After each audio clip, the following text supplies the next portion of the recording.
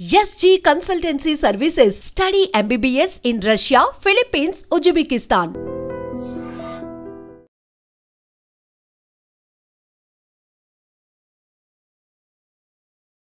Welcome to iDream. Gujarat Ahmedabad international ఎయిర్పోర్ట్లో Air India flight కుప్పకూలిపోయింది. Take off అయిన కొద్ది నిమిషాలని ఆ ఫ్లైట్ కుప్పకూలిపోవడంతో దాదాపు వందలాది మంది ప్రాణాలు కోల్పోయారు. ఆ ఫ్లైట్ ఎక్కడైతే కూలిపోయిందో ఆ ప్లేస్లో ఉన్న మెడికల్ స్టూడెంట్స్ 20 మంది చనిపోయారు. ఇంత ఘోర ప్రమాదం ఇటీవల కాలం ఎక్కడ జరగలేదంటూ నిపుణులు చెప్తున్నారు. అయితే ఈ టేక్ ఆఫ్ అయిన వెంటనే ఎలా కూలి ఉండొచ్చు, అసలు ఎలాంటి అనుమానం ఉండొచ్చు అంటే, ఒకవేళ డబుల్ ఇంజిన్ ఫెయిల్ అయిందా, లేదు ఒకసారి 2 ఇంజిన్లు ఉన్న ఫ్లైట్లో డబుల్ ఇంజిన్ కూలిపోతే 2 ఒకేసారి కూలుతాయా, లేదు అందులోని ఫ్యూల్ ద్వారా ఏమైనా ఎక్స్పోజర్ జరిగిందా అనే విషయం అంతా మాట్లాడడానికి Telangana aviation academy director captain SN Reddy garu ఉన్నారు. ఎస్ఎన్ రెడ్డి గారిని అడిగి అసలు ఇటువంటి దీంట్లో చాలా కాలంగా పనిచేసిన ఆయనకున్న అనుభవాల్లో ప్రమాదం ఎలా జరిగిండొచ్చు, దీంట్లో ఏమైనా కాన్స్పిరసీ ఉందా లేదా అనే విషయాన్ని సార్ అడిగి తెలుసుకుందాం. సార్ నమస్తే అండి. నమస్తే అండి. సార్, ఇప్పుడు గుజరాత్లో జరిగిన ఘటన చూస్తుంటే చాలా బాధాకర విషయం. టేక్ ఆఫ్ అయిన వెంటనే కొద్ది క్షణాల్లోనే అది కుప్పకూలిపోవడం. మీరు విజువల్స్ కూడా చూస్తుంటారు. మీకున్న ఎక్స్పీరియన్స్లో టేక్ ఆఫ్ అయిన తర్వాత ఇంజిన్ డబుల్ ఇంజిన్ ఉంటుంది కాబట్టి ఆ ఇంజిన్ పుషప్తో పైకి వెళ్లాల్సింది పోయి అది రన్వే మీదకు ఏ విధంగా ల్యాండ్ అవుతుందో ఆ పొజిషన్లోకి రావడం, తర్వాత ఆ పైలట్ కూడా అక్కడ వేరే విషయాల్లో మాట్లాడడం, ఇవన్నీ చూస్తుంటే మీకున్న ఎక్స్పీరియన్స్లో ఏమనిపిస్తుంది అండి? నాకు more than 25,000 hours of experience ఉంది. విత్ దట్ మై ఎక్స్పీరియన్స్ నేను చెప్పగలుగుతాను అంటే 2 ఇంజన్లు ఒకసారి ఎప్పుడు ఫెయిల్ కావు. ఇదివరకు ఏమైనా హిస్టరీలో ఏమైనా కాలేదు. ఒక రీజన్ ఒకటి ఏమంటే ఏదైనా ఫ్యూయల్లో ఏదైనా ప్రాబ్లం ఉండేది ఉంటే, ఎందుకంటే ఫ్యూయల్ ట్యాంక్ నుంచి 2 ఇంజన్లకు అదే ఫ్యూయల్ పోతుంటుంది. దాంట్లో ఏదైనా ప్రాబ్లం ఉండేది ఉంటే 2 ఇంజన్లు ఒకసారి ఫెయిల్ అయ్యే ఛాన్సెస్ ఉంటాయి. అది తప్ప మాత్రం ఇంకా నాకేం డౌట్ వస్తలేదు. అది పోగా ఇంకేదైనా ఏదంటే ఏదైనా సాబిటేజ్ ఉంటే ఉండవచ్చు. We cannot say that. But otherwise అయితే 2 ఇంజన్స్ ఎప్పుడు ఒకసారి ఫెయిల్ కావు. ఏదో ఒక ఇంజన్ ఫెయిల్ అవుతుంటే the captain is trained and is an experience person. He can always take care of the 1 engine and with another 1 engine aircrafts are design to fly safe, absolutely safe. Sir, take off అయిన వెంటనే ఆయన ఏటీసీకి May Day May Day అంటున్నారు. దాని meaning ఏంటి వస్తుంది అంటే? May Day అంటే ఏంటి అంటే, I'm in very serious emergency and అన్నది ఇన్ఫార్మ్ చేస్తాడు ఏటీసీకి. ఓకే. అక్కడ దగ్గరగానే ATC also will watching what is happening, how aircraft is coming down, everything ATC will be watching.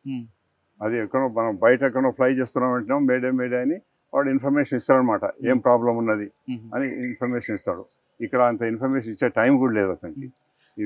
It happen just about maybe 50-60 seconds లోపల అయిపోయింది అనమాట. Runway మీద take off అయిన వెంటనే ఎయిర్ లోకి వెళ్లాల్సింది పోయి అది డౌన్ రన్వే మీదకి ల్యాండ్ పొజిషన్ లో రావడం లేదు. ల్యాండింగ్ పొజిషన్ రాలేదు. అతడు టేక్ ఆఫ్ అయ్యి ఎయిర్క్రాఫ్ట్ నోస్ పైకే ఉంది, అట్లే పైకి పోతారు అనమాట. బట్ సడన్ లో what the pictures what I have seen, it shows that some fire has suddenly came into the aircraft and then the aircraft started sinking down and crashed.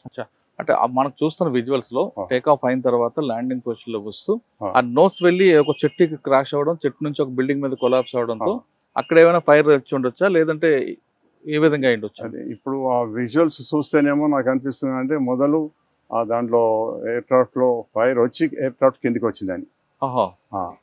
లేకపోతే మీరు అన్నట్టు possibility is there that aircraft ఏదో ఇప్పుడు నేను అన్నట్టు both engines fail అయినాయి, fuel ఏదో problem ఉన్నది, అవి కూడా అది సింక్ అయ్యి చెట్టుకు తగలటం, బిల్డింగ్ తగలటం కూడా తల్లి కూడా ఎక్స్ప్లోడ్ కావచ్చు.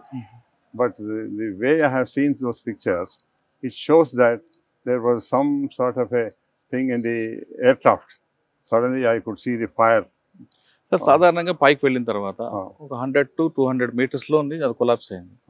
వెంటనే కొలాప్స్ అయినప్పుడు బిల్డింగ్ మీద పడింది అనుకోండి, అది క్రాష్ 2గా విడిపోవడం లేదా ముక్కలు అవడం జరుగుతుంది. కానీ ఫైర్ వచ్చి ఇంతమంది బర్న్ అయిపోవడానికి రీజన్ ఏంటి?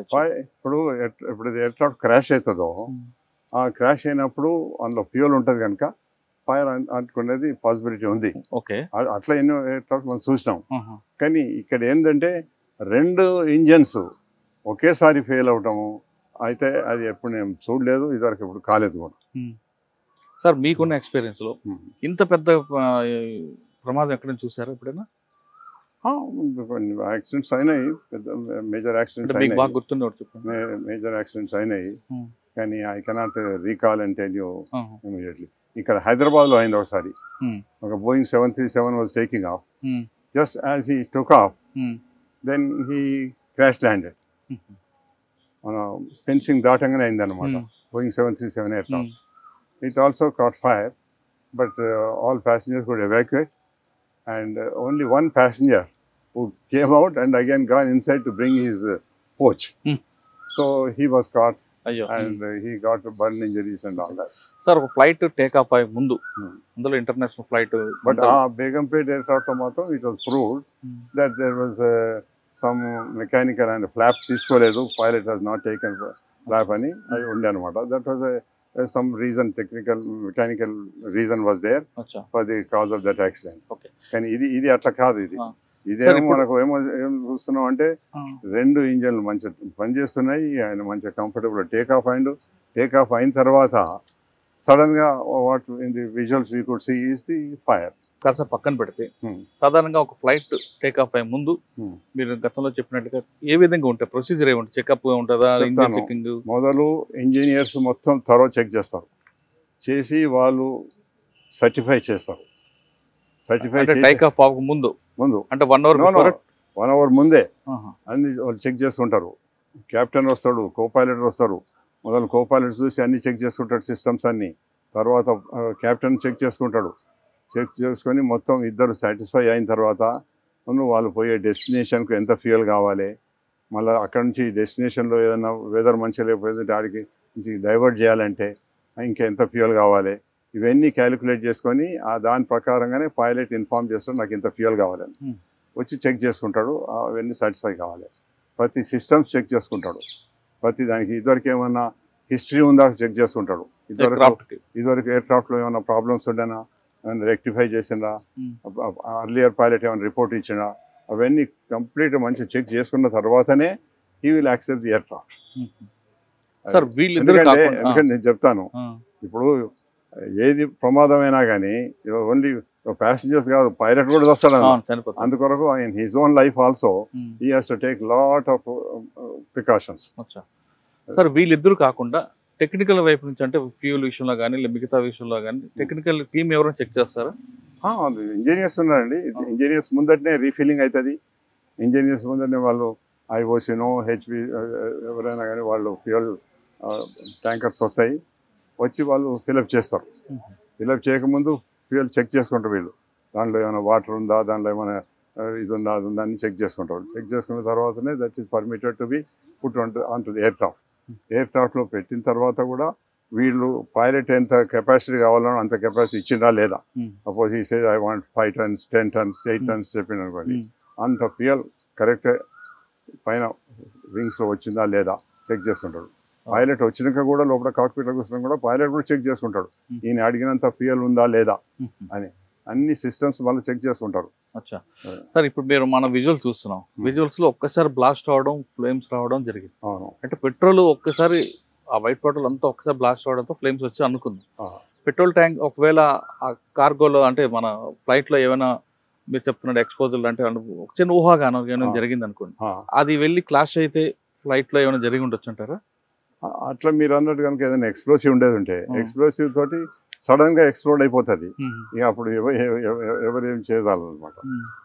అంటే ఎక్స్పోజల్ అంటే కానీ ఇక్కడ వాళ్ళు మేడే అన్నారంటే ఎందుకంటే వాళ్ళకి కొంచెం ఫ్యూ సెకండ్స్ టైం దొరికింది చెప్పడం కొరకు. అది మనకు తెలియదు ఏం రీజన్ అనేది. అది రేపు డిఎఫ్డిఆర్ కాక్పిట్ వాయిస్ రికార్డర్ తీస్తే తెలుస్తుంది అనమాట ఏం ప్రాబ్లం ఉండే.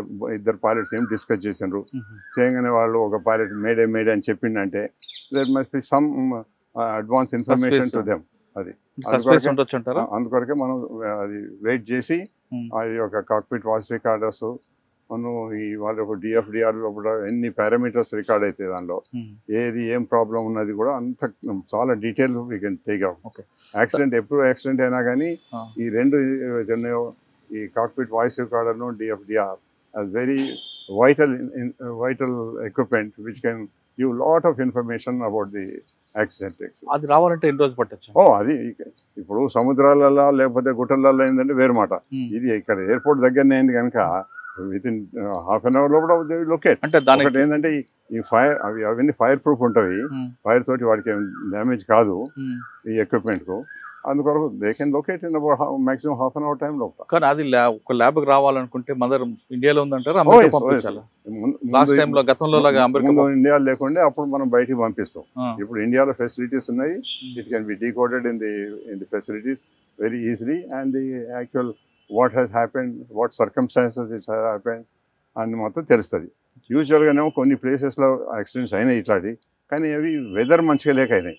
ఇక్కడ వెదర్ మంచిగా ఉన్నది, అందుకని మనం వెదర్ బ్లేమ్ చేసేది లేదే లేదనమాట. Technical reason some sort of నేను చెప్పినట్టు నాకైతే అనిపిస్తుంది ఫ్యూయల్లో ఏదైనా ప్రాబ్లం ఉండొచ్చు, లేకపోతే సాబిటేజ్ కావచ్చు. కానీ రెండు ఇంజిన్ ఫెయిల్ అవటం ఒకసారి మాత్రం ఇద్దరికి అయినట్టు కాలేదు. అవి మాత్రం నాకు నమ్మకం లేదు. సార్ ఫ్లైట్ టేక్ ఆఫ్ అయిన ముందే మనకి సెల్ ఫోన్స్ అన్ని కూడా ఆఫ్ చేయమని చెప్తారు. ఒకవేళ వీళ్ళు ఎవరైనా పాసెంజర్ సెల్ ఫోన్ కానీ పెడితే ఆ సిగ్నల్ క్రాష్ ఏమైనా జరిగే ఉండే అవకాశం లేదు. దాంతో నావిగేషన్ ఎఫెక్ట్ అవుతుంది, కానీ ఈ ఫ్లైట్ ఆ టేక్ ఆఫ్ అప్పుడు దానితో ఏం ఎఫెక్ట్ కాదన్నమాట.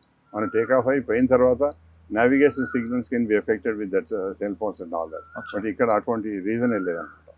ఎందుకంటే ఇది immediately after take off and with in the vicinity of airport as happened.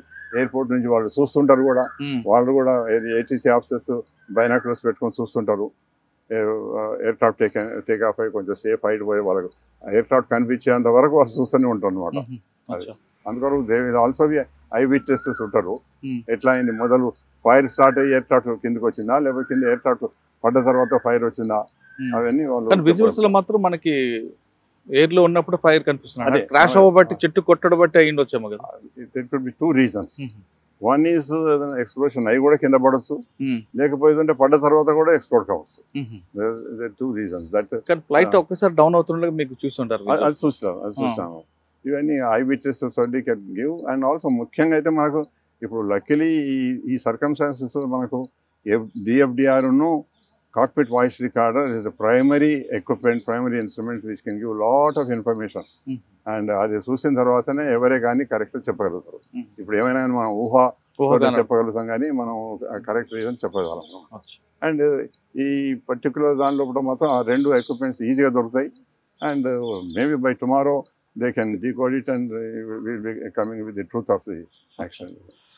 Air India ప్రమాదం వెనక ఎలా జరిగింది అన్న విషయం కరెక్ట్గా తెలియాలంటే అందులో ఉన్న కాక్పిట్లో కరెక్ట్గా వస్తుంది. అది మనకు కనీసం 24 hours దాని ఉన్న ఇన్పుట్ బయటకు వస్తాయి కాబట్టి కాక్పిట్ వాయిస్ రికార్డర్ డిఎఫ్డిఆర్ అంటారు. డిఎఫ్డిఆర్ రెండిట్లో ఖచ్చితంగా ఇన్ఫర్మేషన్ వస్తుంది.